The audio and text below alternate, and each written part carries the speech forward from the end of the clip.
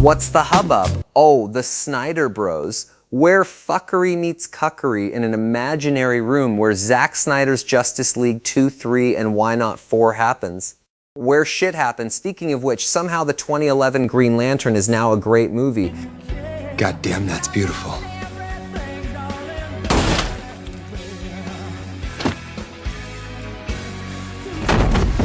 You're welcome, Canada. In order to hate on the James Gunn DCU Lanterns HBO Max series. That's not film criticism, that's emotional damage with Wi-Fi. Anyways, the Supergirl trailer just dropped, and somewhere a Snyder bro clutched a grayscale Blu-ray and whispered, "This isn't canon, into the void." Hey, I was just touching base to see when you think you might be coming back.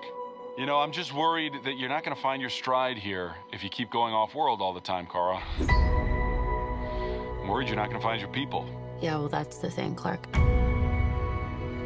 I have no people.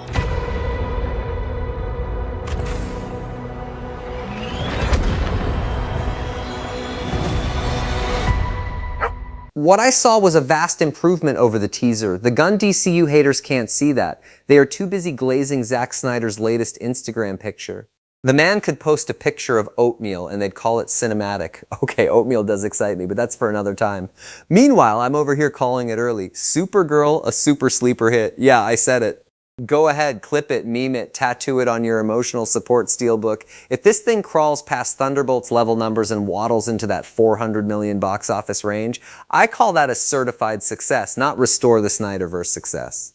It's like actual, real world, people went outside and bought tickets, then financed their home to share a large popcorn bucket of success. Real humans, sunlight, purchased tickets, some of them even showered beforehand. Supergirl Woman of Tomorrow is a bit of a road trip through the stars as its hero travels between planets and experiences adventures along the way. It's a dangerous ride, not as bad as one driven by Tiger Woods, but dangerous, yes, buckle up. As revealed in the trailer, Krypto has only 3 days to live, forcing Kara to join Ruthai on her quest for revenge after Krem and his men killed her father. The Supergirl trailer shows Kara's father, Zor-El, sending her off by building a rocket to save his daughter, telling her, "Be good," as he knows parenting isn't included after takeoff. At the start of the trailer, Kara confesses that she has no one, making Krypto the only companion by her side. This explains her love for the dog as she tells him home is wherever you are, buddy, and there's no home without you, buddy. If your only emotional support is a flying dog, you are either living your best life or one bad day away from committing intergalactic crimes. This will include nods to other main characters. Lobo gets his introduction into the DCU, and with Gunn's Superman saga, it only makes sense to not ignore Superman's existence in the verse. If Lobo stands out in his appearance and wins over critics in the audience, you'll be seeing a Jason Momoa standalone Lobo project get moving too. And yes, I can already hear the crying, "Oh God, they added more Lobo and Superman!" Yeah, that's called marketing, Kevin. You don't sell a movie of a specific story by going, "Hey, remember that character nobody's seen lead a blockbuster before? No, cool, $15 please." It's strategy, same way hiring Craig Gillespie is strategy. The man knows how to make things that, brace yourself, people actually enjoy watching with pacing and character development. Wild concept.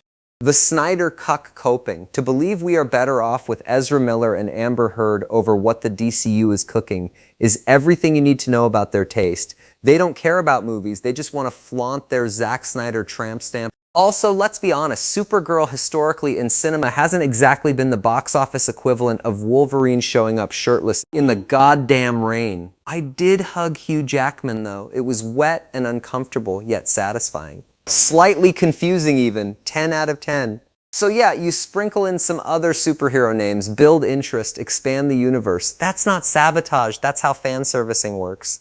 Even Deadpool said, let's use Colossus in a budget that didn't look like it was crowdfunded by chimichanga coupons. Let's introduce Wolverine to claw our way to more sales. Supergirl is not a tentpole level movie such as Marvel's Deadpool, Spider-Man, or Avengers. She's not as popular in the DC library as Superman or certainly Batman. That's why it has to be on a lower budget, but it can still be ambitious even on half the budget of Superman. Let's not pretend $100 million is like the equivalent of the dollar menu at McDonald's. It can still be an ambitious project. What needs to matter? Well, Snyder cucks. Is that the movie is good, creating more word-of-mouth lead in towards Man of Tomorrow? You guys gave up on good movies after the collapse of the DCEU Snyder flopverse. The Supergirl movie will feature 9 planets within the DC universe and 5 original languages, including Kryptonian. According to an interview with Entertainment Weekly, the director Craig Gillespie said, "We do really thoroughly investigate Argo and Krypton. It's so fundamental to who she is as a person and what she goes through in her formative years there. It makes you understand why she is where she is with her personality and the self-destructive nature that she has as we meet her at the beginning of the film. It definitely made me aware that simply existing as a woman in that space is something that people comment on. We have become very comfortable having this weird ownership of women's bodies. I can't really stop them. I can only be myself," said Supergirl star Millie Alcock. Yes, instead of the girl boss trope, she's playing a woman with flaws that may not get everything right. That's what has been missing from female-led films. They let men have flaws, but make women so over-the-top competent. I'd swear they can pee standing up with aim better than the offspring of a genetic freak from Bullseye and Deadshot. But sure, keep coping. I'll be over here watching the trailer again, pretending I understand film discourse, and aggressively recommending Mint Mobile like I'm contractually obligated. Its coverage is great, I'm a shill.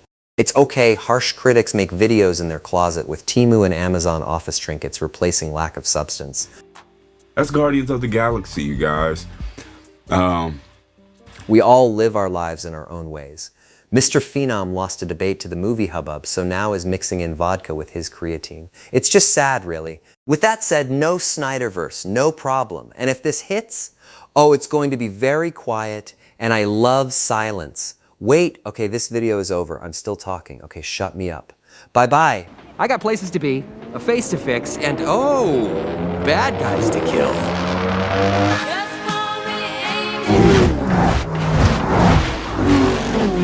Maximum effort.